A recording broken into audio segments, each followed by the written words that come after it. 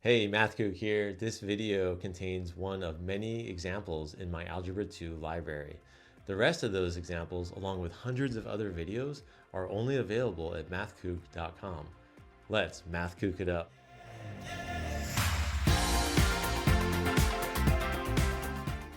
This question says, use Gaussian elimination to solve the system of equations. So we are given three equations here with three different variables. Let's take a look at the steps to solve a system of equations using Gaussian elimination. Step 1, write the system of equations as an augmented matrix. Step number 2, try to make the first entry in the top row a 1 if possible. Okay, so let's go ahead and bring down a series of matrices here that can help us solve. So the first equation is x minus y plus z equals 8. So we're going to write this here in the top row. Now we're going to look at the coefficients. So it's going to be 1, -1, 1, and 8. Those are going to be our numbers that we put in our matrix. Then we just do that for the second equation. So this will be 2, 3, -1, and -2. So 2, 3, -1, -2. And lastly, the bottom equation, we have 3, -2, -9, and 9. All right, so we've done step 1. We have written the system of equations as an augmented matrix. Next, step 2. Try to make the first entry in the top row a 1 if possible. And then we've done that. There happens to be a 1 here, which is fantastic. So we don't have to change the top row or interchange any of these rows.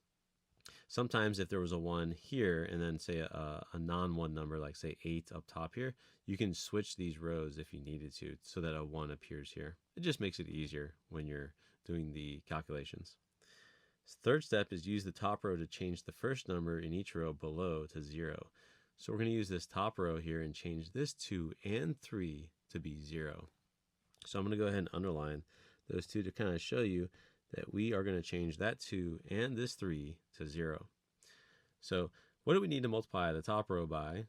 Essentially this 1 by to cancel out with the 2 here. So let's multiply the top row by -2. So we're going to get -2 R1 plus R2. And you have the decision. You can rewrite either one of those two guys. So I'm going to pick R2 because, again, we want this to be a 0. The goal right now is to get this matrix in row echelon form so that we can solve. All right, so next we want to make this 3 a 0. So what should we times the top row by so that it'll cancel out with a 3? Hopefully you said -3. So -3 R1 plus R3, and we will box the R3. All right, so now we just do our computation. So -2 times 1 is -2, plus 2 is 0. All right, so we have 0 here. I'm rewriting the second row right now. And then -2 times -1 gives us +2 plus 3, which gives us 5. And then -2 times 1 is -2, minus 1 is -3.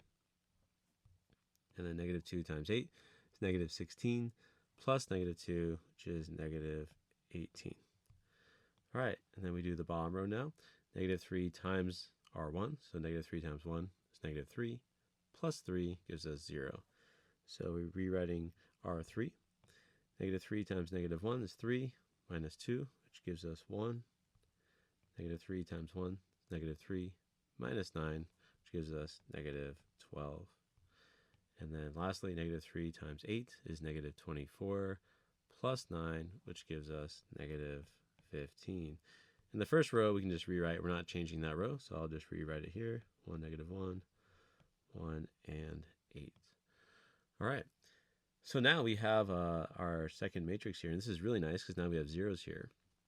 Next, we want to take a look at step 4, then use the middle row. So we're going to use R2 here to make second number in row 3 to 0. So we want to make this guy a 0 so that we have all 2 zeros here and then just a z and a constant.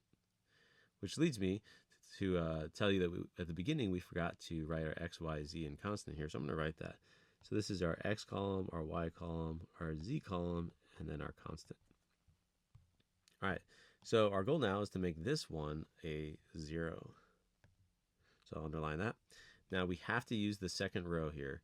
And the reason why we have to use the second row is because we do not want to introduce another number into this third row here. And there's a 0 here and a 0 here. So that'll be really nice because whatever you times this 0 by and add it to 0, it'll still be 0. All right, so what should we multiply in this case, we can multiply either one of these, sometimes both, but in this case, we probably want to multiply the bottom row here, the third row, by -5. So if we multiply the bottom row, -5 times R3, plus, and then R2.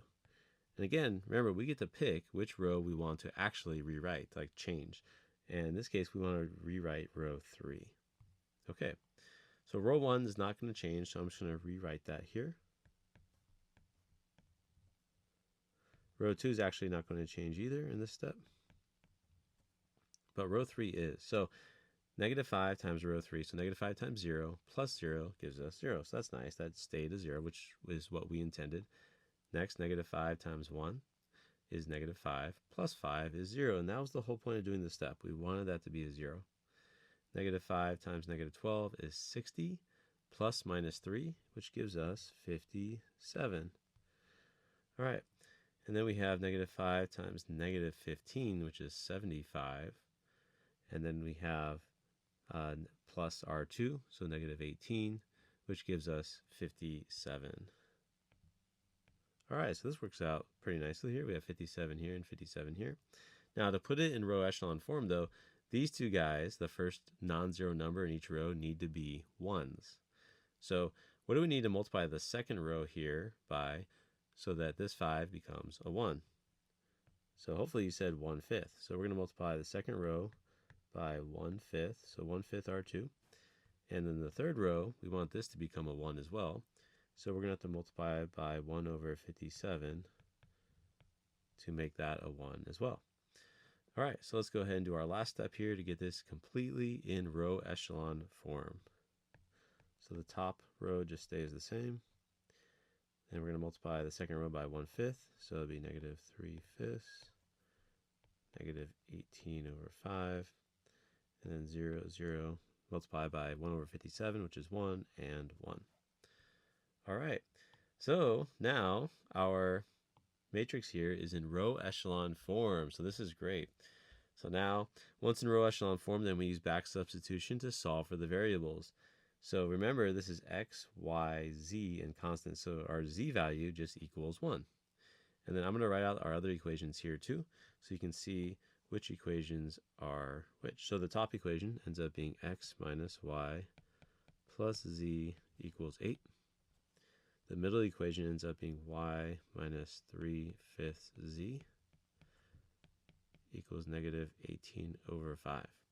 And our last one is just z equals 1, which is one of our answers. All right, so now I'm going to plug this into the second equation so that we can solve for y. So I'm going to plug z equals 1 right here so that we can solve for y. So it'll be y minus 3/5 times 1, I'll plug that in blue here, equals -18/5. Simplify, so we have y minus 3/5 equals -18/5. Add the 3/5 over, we get -15 over 5, which is really -3. All right, so now we have our y value, which is awesome. Now we just have to solve for our last variable, which is x. So we'll use the top equation here. We'll plug in our z and our y. I'm going to erase this chart just to give us some room to work with. All right, so we'll do x minus y. Remember, y is -3. And then plus z. Z was 1 equals 8. So I'm just basically rewriting this top equation here, plugging in our y value of -3 and our z value of 1. And then we'll just simplify. So this ends up being plus 3, because two minuses make a positive, plus 1, so that's x plus 4. Oopsies, we'll do that in white. Equals 8. Subtract 4, and we get x equals 4. All right, so now we have solved for x, y, and z, so we can write our answer as a point. So our final answer is going to be 4, because that's our x value, -3, which is our y value, and 1, which is our z value. So Here is our point where all three of these lines intersect using Gaussian, and we used Gaussian elimination to solve this system of equations. Hey Kook, if you found this video helpful, hit that like button, subscribe, and drop a comment. For unlimited access to all of my Algebra 2 videos, visit mathkook.com. Thanks for watching.